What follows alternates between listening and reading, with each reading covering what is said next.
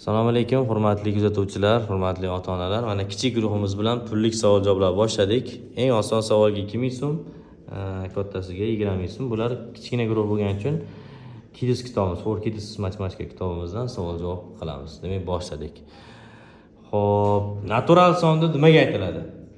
Qani, birinchi mashina ko'tardi. Tabiatdagi narsalarni sanash uchun natural son deb aytamiz. Yaxshi, o'tiring. Eng oson savol mana 2000. Oling, teza. Xo'p, davom ettiramiz. Oson savollarda yana 2000 lik savollar. Xo'p, raqam. Kim aytib beradi raqamni? Qani? 1 dan 9 gacha bo'lgan savol. Ya, noto'g'ri. Afsus 2000 yonga qoldi. Raqam 0 dan 9 gacha bo'lgan belgilar raqam deyilardi. Yaxshi. Qo'shishning nechta xossasi bor? Shohruh. Noto'g'ri, afsus. Juda ham oson savollarga javob berisha olmayapti bular. Birinchi qo'l ko'targani to'g'riroq. Mana qolganlar qo'l ko'tarib turibdi, lekin bularni olmaymiz. Birinchi qo'l ko'targan odamni olamiz, kelishordik. Xo'sh, ko'paytirishda nechta xossa bor? Qani Muhammadjon? 3 ta. Qanaqa? O'rnalmashtirish. Birinchisi o'rnalmashtirish. Hammasi to'liq aytsangiz 5000 beraman, 2000 emas, 5000. Qo'shish. Boshqatdan. Birinchisi o'rnalmashtirish, xo'p. Ko'paytirish. Qanaqa ko'paytirish? Yo'q, noto'g'ri. Men javobga, savolga to'g'ri javob bergan uchun 2000, lekin nariga bilganingizda 5000 berardim. Oling. Xo'p, davom ettiramiz. O'tilgan mavzular bo'yicha kasrda oltin qoidasi deymiz, eng asosiy qoidasi bor. Kim aytadi shuni? 5000 beraman. Qani, Sabrina? Tepada turgan soni. Qanaqa tepa? Bu yerda tepa past degan narsa bormi kasrda? Kasrda chizilib bo'lish deyiladi. Ya, asosiy qoida, oltin qoidasi emas. Qani, kim aytadi? Shu savolga javob bersa 5000. Mustafa? Sonning qismiga aytadi. Ya. Kasrning ikkita asosiy qoidasi bor. Bu kasrning oltin qoidasi ham deb ataymiz. O'sha qoidani kim aytib bersa 5000 beraman. Qani kim? Tur, so'ra. Mahraji bor, surati bor. Bor bilamiz. Chunki kasr bo'lish uchun surat mahraj bo'lishi kerak edi. Xo'p.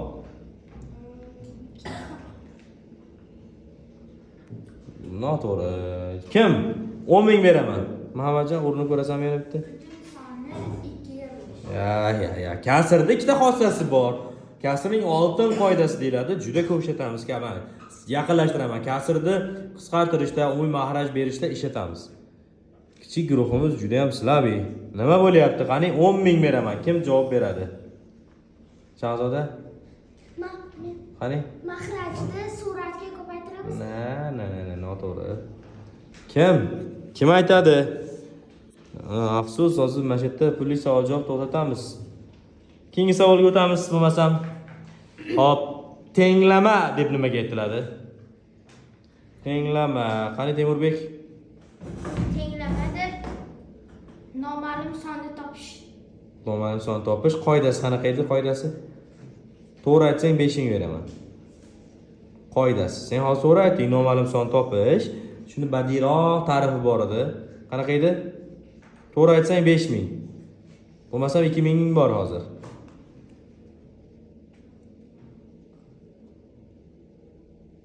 Yo'qmi javobmi? 2000 xolos. 2000 lik savollar tugadi. Endi qiyroqqa o'tamiz. 5000 lik savollarga o'tamiz. O'tir. Xo'p, 5000 lik savollarga ozgina qiyinlashtiramiz. Sizlar bilan ham 10 lik kasrda boshini gaplashganmiz, Yaxshi. 10 lik kasr deb nimaga aytiladi? 5000 lik savol. Shohruh birinchi qo'l ko'tardi. Shohruh. Mahraji 100 ming yoki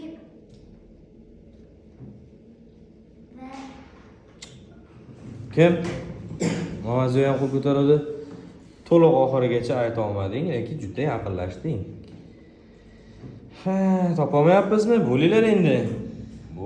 Bo'ling. Yana bitta oson savol, 5000 lik savol. Perimetr degani nima degani? Kim tushuntirib beradi? Qani Muhammadjon birinchi qo'l ko'tardi.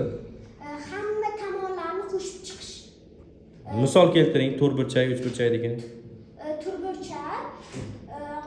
To'rtburchakda hamma tomoni bir 2 santimetr. Misol. To'rtburchak hamma tomoni Kvadrat. siz menga perimetrda aytdingiz, hamma tomonlari yig'indisi dedingiz. To'g'rimi? Shunga misol keltiring.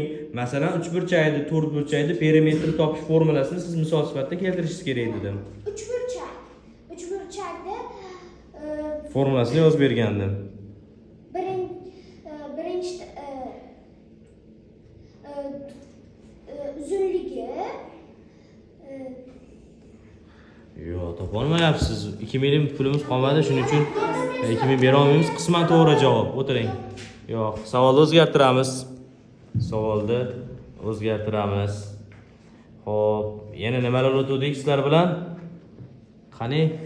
yuzi. To'g'ri to'rtburchakli uchburchak. Xo'p.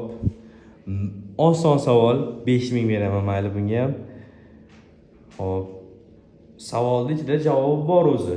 Muntazam uchburchak deb qanday uchburchakka aytiladi? Behruz. Qo'l ko'tarib olib javob bermaslikmi? Iya. Ha. Chunki uning burchaklari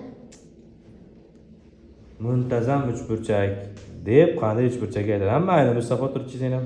To'g'ri to'rtburchakli uchburchakka. U shu xatosizlar pul berishgan kerak ekan menga bu gruppamizda. Bormi? Ha.